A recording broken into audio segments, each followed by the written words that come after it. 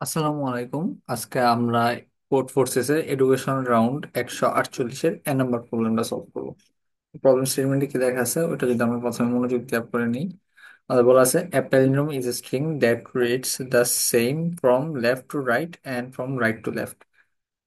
তার মানে যদি আমরা এখানে একটু সহজে বুঝতে চাই, আমাদের কি বলা হয়েছে, আমাদের যদি একটা স্ট্রিং দেওয়া থাকে হচ্ছে আমাদের এ এ বি বি এ এ, তাহলে এই যে আমরা স্ট্রিং এটা যদি আমরা এস ধরি, তাহলে এটা যদি আমরা এই স্ট্রিংটা যদি আমরা উল্টায় লিখি, মানে আমরা যদি এস রিভার্স লিখি তাহলে আমরা পাবো হচ্ছে পিছনেরটারে সবার আগে পাবো, তারপর হচ্ছে এটাকে পাবো, তারপর আমরা এই ক্যারেক্টারটা পাবো, তারপর আমরা এই ক্যারেক্টারটা পাবো, তারপর এটা আর এটা পাবো।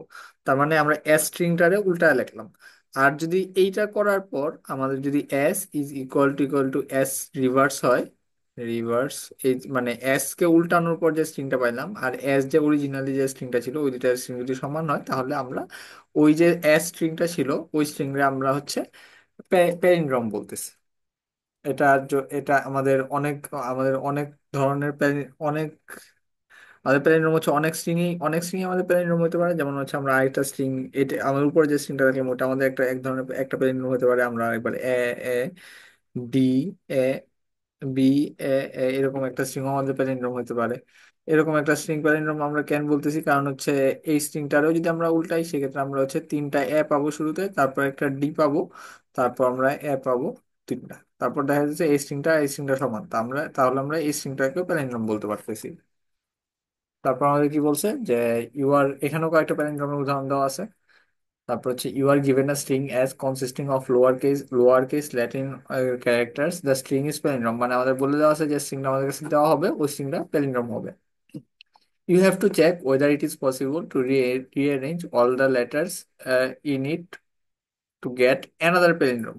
তার মানে আমরা হচ্ছে আমাদের যে এই স্ট্রিং, আমাদের মনে করো যদি আমাদের এই যে উপরে যে স্ট্রিংটা দেওয়া ছিল ওই স্ট্রিংটারে আমরা এমন কোনোভাবে চেঞ্জ করতে পারবো কিনা, মানে রিঅ্যারেঞ্জ করতে পারবো না কি পারবো কিনা ক্যারেক্টার গুলা, যেটাকে যে ক্ষেত্রে হচ্ছে আমরা এটাকে চেঞ্জ করে হচ্ছে আরেকবার নতুন একটা প্যালিন্ড্রোম পাবো।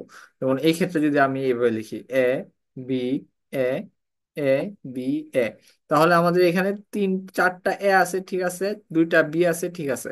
মানে আমাদের এই স্ট্রিংটা হচ্ছে আমাদের এই যে আমাদের শুরুতে যে স্ট্রিং ছিল ওই স্ট্রিং এর একটা রিঅ্যারেঞ্জড ভার্সন।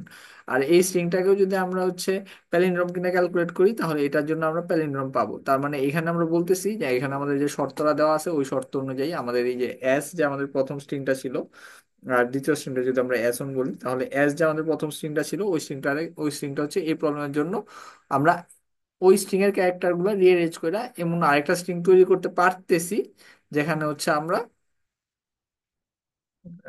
ওইরকম নতুন আরেকটা ক্যারেক্টার স্ট্রিং তৈরি করতে পারতেছি, যে নতুন স্ট্রিংটা হচ্ছে একটা প্যারাগ্রাফ। তো এই ক্ষেত্রে আমরা হচ্ছে ইয়েস প্রিন্ট করব।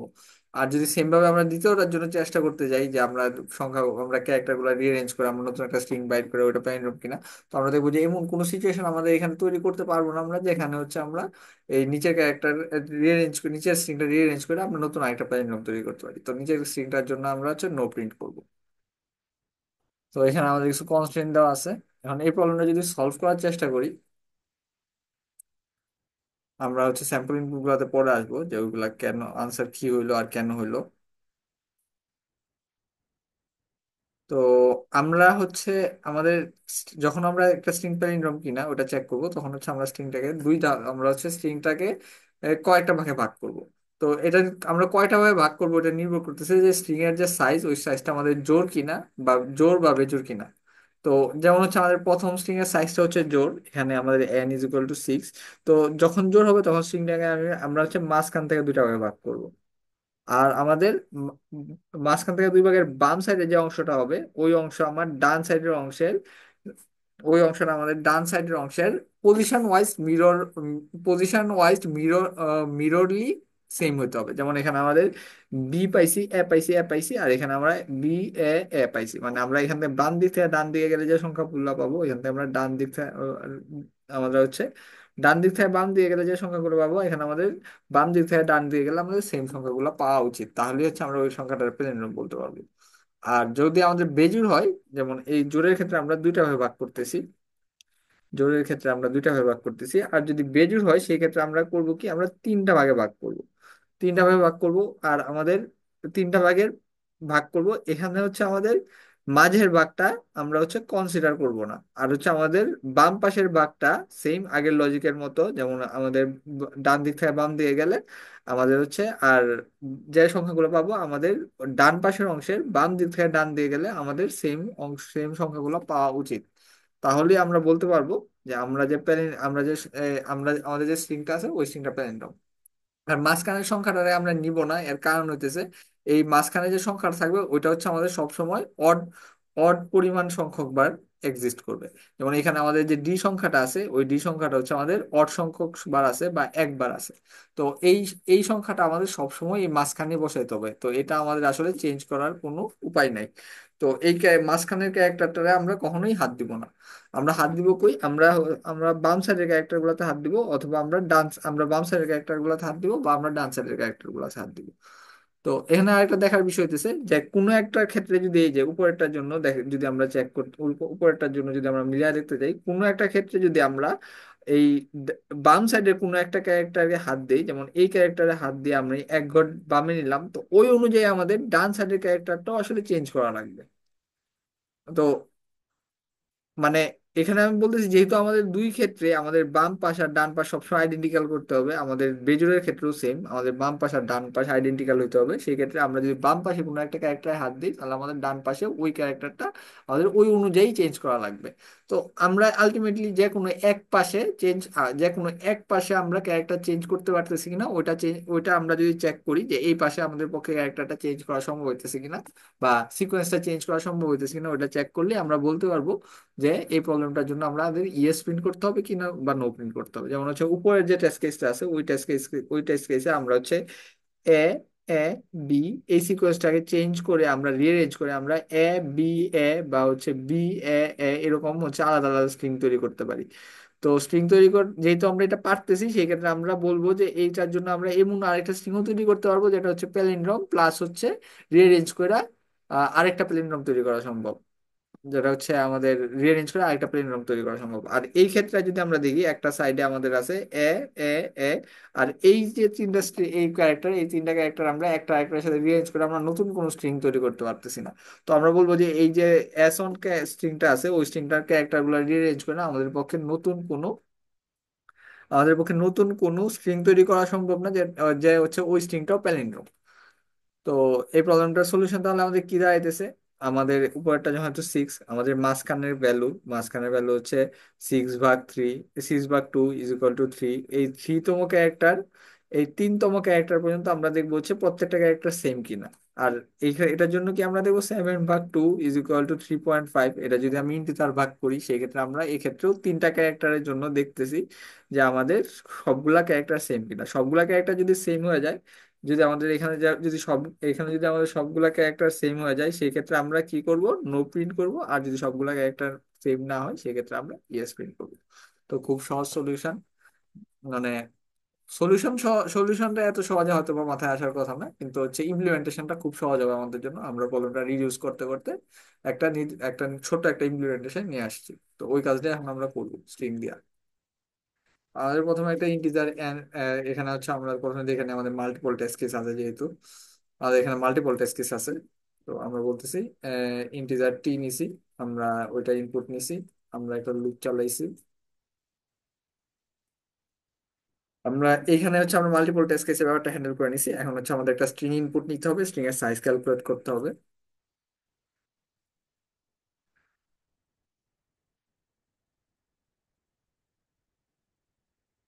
স্ট্রিং ইনপুট নেওয়ার আর স্ট্রিং এর সাইজ ক্যালকুলেট করার পর আমাদের যে কাজটা করতে হবে যে আমাদের n/2 পর্যন্ত আমাদের প্রত্যেকটা ক্যারেক্টার চেক করা লাগবে যে আমাদের সেম কিনা। তো প্রত্যেকটা ক্যারেক্টার সেম কিনা ওটা চেক করার জন্য আমাদের একটা প্রথম ফ্ল্যাগ নিলাম, FLAG flag is equal two 0। আমরা ধরলাম যে প্রত্যেকটা ক্যারেক্টার সেম না।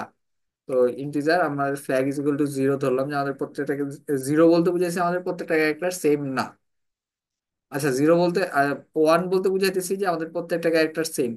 তো এই ক্ষেত্রে যদি 1 হয় সেক্ষেত্রে আমরা হচ্ছে নো প্রিন্ট করব, আর যদি হচ্ছে 0 হয় সেক্ষেত্রে আমরা ইয়েস প্রিন্ট করবো। যেহেতু হচ্ছে প্রত্যেকটা ক্যারেক্টার সেম না হইলে আমাদের জন্য হচ্ছে বাজে, আমরা হচ্ছে আরেকটা নতুন প্যালিন্ড্রোম তৈরি করতে পারতেছি না। তো আমরা দেখবো যে এমন কোনো কেস পাইতেছি কিনা যেখানে হচ্ছে আমাদের প্রত্যেক আর যেখানে হচ্ছে এমন একটা কেস তৈরি করতে পারতেছি কিনা যেখানে হচ্ছে আমাদের প্রত্যেকটা ক্যারেক্টার সেম না পাইতেছি, তো সেটা আমাদের জন্য ভালো অ্যাকচুয়ালি, প্রত্যেকটা ক্যারেক্টার সেম না পাওয়া। সেই প্রত্যেকটা ক্যারেক্টার যদি আমরা সেম না পাই তাহলে হচ্ছে আমরা ইয়েস প্রিন্ট করব।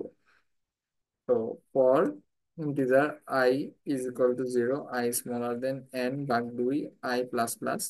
তো যদি এখন এমন কখনো হয় যে এস অফ আই, আচ্ছা এখানে আমাদের আই ইজ ইকুয়াল টু 1 ধরবো, I is not is equal to S of I minus 1, তার মানে কি আমরা হচ্ছে পাশাপাশি দুটো এমন একটা ক্যারেক্টার পেলাম যেটা হচ্ছে আমাদের সেম না, আর আমরা এটাই চাইতেছিলাম আসলে। সেই ক্ষেত্রে আমরা কি করব, আমরা ফ্ল্যাগ ইজ ইকুয়াল টু 0 করে দিব। আচ্ছা, তো আমরা এখানে ফ্ল্যাগ ইজ ইকুয়াল টু 0 করলাম, আর এখানে আমরা এমন একটা সিচুয়েশন পাইলাম যেখানে হচ্ছে আমাদের এটা সত্য যে আমাদের প্রত্যেকটা ক্যারেক্টার সেম না, আর সেই ক্ষেত্রে হচ্ছে আমরা ইয়েস প্রিন্ট করবো। তো হয়তো বা আমি প্রথমবার যখন বলছিলাম এটা একটু ভুল বলছিলাম, তো তোমরা এখন লজিকের সাথে মিলায় দেখো, মিলায় দেখে নাও যে আমরা আসলে কি করছি। আমরা প্রথমে আমরা ধরে নিছি যে আমাদের প্রত্যেকটা ক্যারেক্টার সেম এক্ষেত্রে, আর আমরা এমন একটা সিচুয়েশন পেলাম যেখানে আমাদের পাশাপাশি দুটো ক্যারেক্টার সেম না, তার মানে আমরা বলতে পারতেছি যে প্রত্যেকটা ক্যারেক্টার সেম না। তো এই ফ্ল্যাগটা রিপ্রেজেন্ট করতেছে আমাদের প্রত্যেকটা ক্যারেক্টার সেম না তা ট্রু। তো যদি হচ্ছে ইফ ফ্ল্যাগ হয়, ফ্ল্যাগ এই জিনিসটা যদি সত্য হয় মানে 1 হয়, সেক্ষেত্রে আমরা হচ্ছে সি আউট ইয়েস প্রিন্ট করবো। আর যদি তা না হয় সেক্ষেত্রে আমরা সি আউট নো প্রিন্ট করব।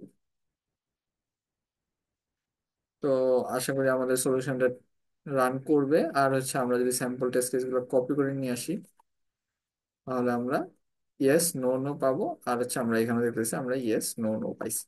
আমরা যদি স্যাম্পল টেস্ট আমরা নিজেদের তৈরি করা স্যাম্পল টেস্ট কেস দুইটা ইনপুট দিই, যেমন এই ক্ষেত্রে প্রথম ক্ষেত্রে ছিল এ এ বি বি এ, আর এটা যদি আমরা ইয়েস পাইছি, আর যদি আমাদের সিজো স্যাম্পল টেস্ট কেসটা এ বি ডি এ এ এ এই, তাহলে হচ্ছে আমরা নো পাইছি। তাহলে আমাদের স্যাম্পল টেস্ট কেসটাও মিলে গেছে। আমরা যে স্যাম্পল টেস্ট কেস গুলো ছিল সবগুলো মিলছে, আমরা আমাদের লজিক অনুযায়ী কোডটাও দাঁড় করাই ফেলছি। এখন হচ্ছে এটা আমরা সাবমিট দিয়ে দেখবো যে আমাদের এটা ঠিক আছে কিনা।